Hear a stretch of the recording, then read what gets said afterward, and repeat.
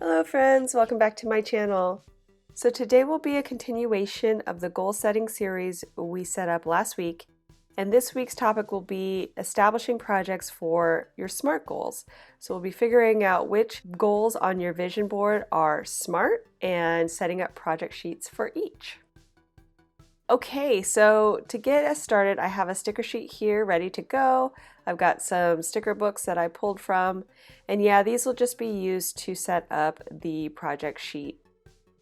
So this is what we created last week. This is the goal intro page as well as our vision board.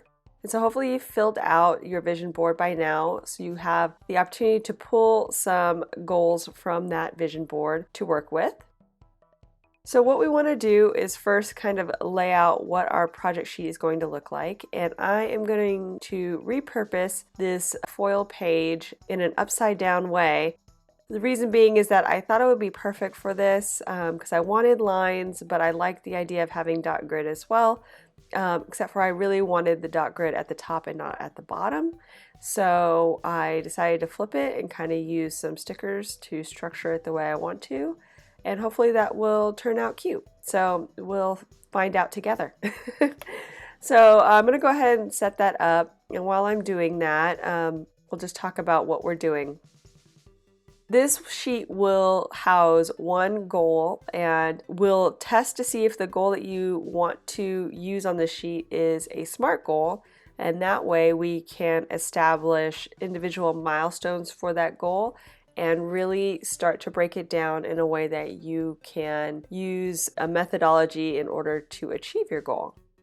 So what are SMART goals? You may have heard about this term before, but SMART goals are basically a way to decide if your goal is truly a goal that you can break down into individual steps and achieve. It's a way for you to refine your goals and to focus your goals within your time constraints and all that good stuff. So why are they called SMART goals? So SMART is an acronym, and the S stands for specific, the M for measurable, the A for attainable, the R for relevant, and then the T for time sensitive.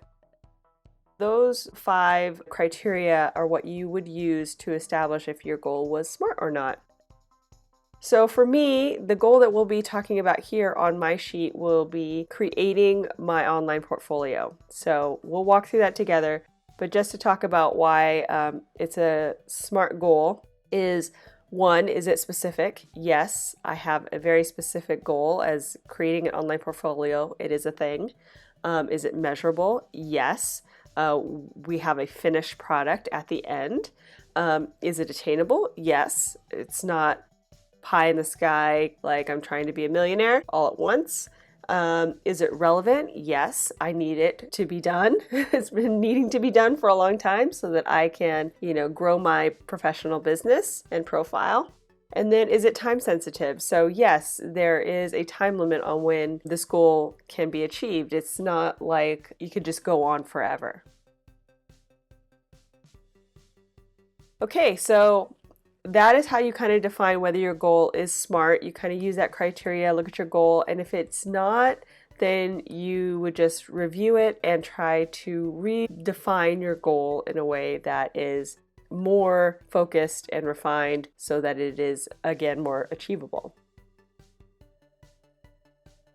And if you want to know more about SMART goals, there's a ton of information online. Please have at it. Go and do your own research. I just wanted to give you an introduction of what I am doing here on my sheet. So the way that I'm going to approach this, I'm going to take one sheet and set it up for each individual goal, and then I'm going to break it down into milestones, specific targets I'm trying to get that goal completed. There are 2 types of goals. One where there is a project or task you're trying to complete, and there are the others where there's a habit you're trying to develop. So we're going to be going into more detail in the next video, but for now, if you have a project like this where there's individual milestones that you can achieve on your way to achieving your overall goal, then this is a way that you can set up like a project sheet and figure out how to start tackling it.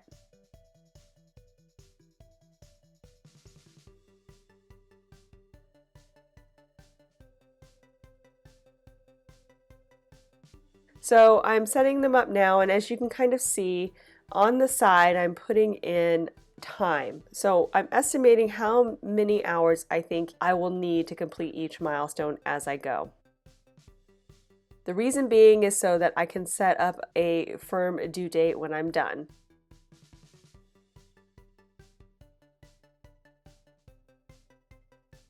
So right now I just wrote in what I think I can do this whole project in is 170 hours. So I'm taking that and then I'm going to divide that by how many days a week and how many hours in a day I think I can do that in. So I think I can do 1 hour 5 days a week. So that leaves me with 34 weeks. And then I'll break it down even further. So 34 weeks, there's approximately 4.5 weeks in a month. So I'll divide it by that, and that equals roughly 7.5 months. So that's how long this project should take me with the time frame that I am setting up here.